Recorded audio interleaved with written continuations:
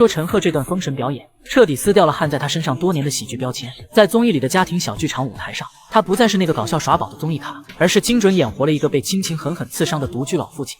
这个月饼，我不想分了。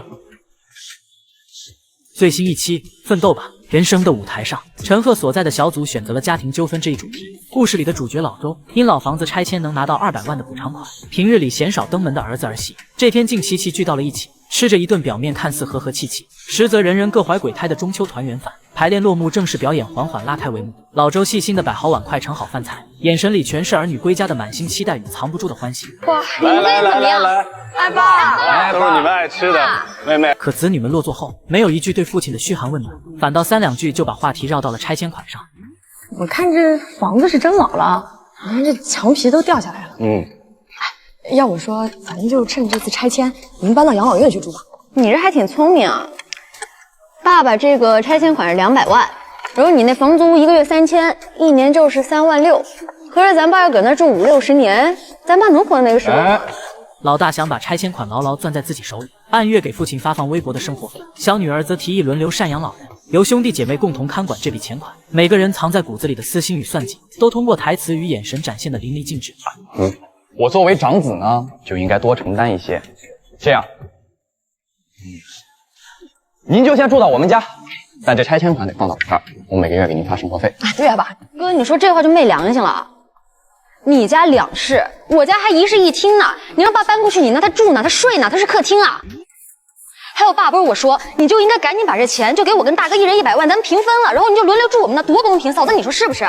面对眼前这群陌生又贪婪的儿女，老周从最初的错愕慢慢变得彻骨心寒，全程没有歇斯底里的怒吼，只有压抑到极致的哽咽与沉默。可此时在场的每个人都只想着多分一份家产，完全看不见老父亲眼底的满心悲凉。随着子女们的争执不断升级，几人更是翻起旧账互相指责阶段。本该温情满满的中秋家宴，彻底沦为了一场争抢家产的荒唐闹剧。前后巨大的落差让老父亲彻底失魂落魄，忍不住红了眼眶，哽咽落泪。算个屁啊，张子！妈生病的时候你出过钱吗？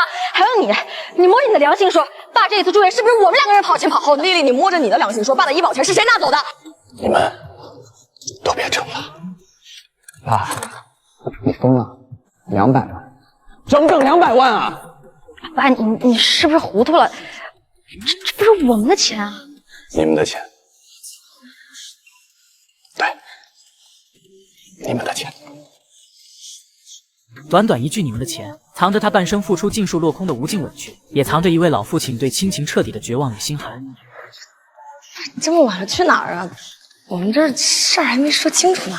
你们俩小的时候也经常吵架，为了一个月饼。但是那个时候呢，我只要把月饼切开，一人一半，就不吵架了。这句台词像一把利刃，照见了儿时手足亲情的纯粹与简单，也狠狠戳穿了如今亲情被金钱彻底裹挟的残酷现实。陈赫语气微微哽咽，眼底藏满了对过往温暖时光的深切怀念，也藏满了被至亲之人狠狠刺伤后的失望。这个月饼，我不想分了。